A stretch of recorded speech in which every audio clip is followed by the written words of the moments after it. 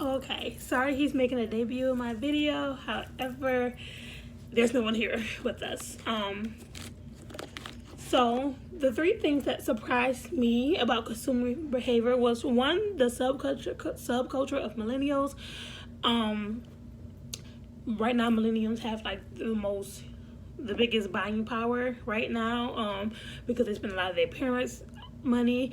They're more conscious with their purchases. That was very interesting to me. I didn't know millennials, because it's my age group actually, had that much influence. So that's one thing I learned. The second thing I learned is that gender direction.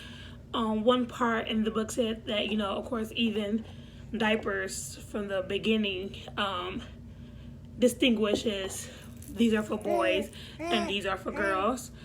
And then also the third thing that I found interesting, that surprised me about consumer behavior, is the extended self. It says some cultures, people are buried with their possessions, or some people even lick their possessions. And I thought that was very interesting. In high school, I played basketball, and it was like a superstition thing that we did when we got our new uniform and we got our new gym shoes. And it's really gross looking back on it, but when we opened our gym shoes box, we licked the bottom of the right shoe, and that was for good luck for the season.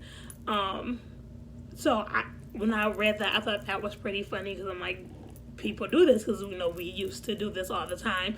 So those three are definitely were interesting to me. Now, would my buying perspective change? I feel like it's already changed, because I've been in school so long for communication. Some of the things, especially when it comes to advertising, I know some of the tactics.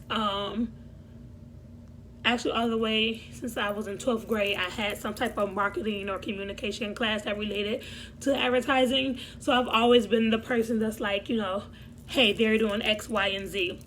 For example, when I had marketing in 12th grade, I learned that restaurants with like wooden chairs, they don't have any cushions, things of that nature. Those are restaurants who just kind of want you to eat and leave. But restaurants that are a little bit more cozy, their booths have the soft thing on top of it, have the game playing. Those are the restaurants that want you to stay and feel at home.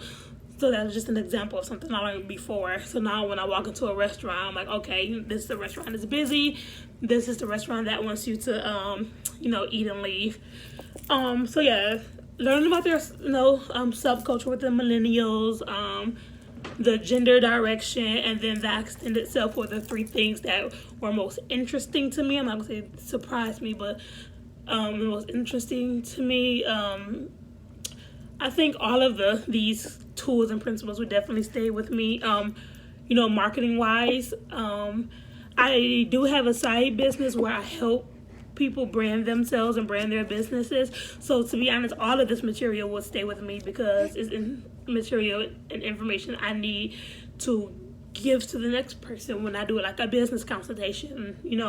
I can sound more intelligent and knowledgeable, that now, even though I always knew what I was talking about, I know why the consumers are the way they are. So that's all I have to say. I definitely enjoyed this class. It was very interesting yet challenging. So yeah.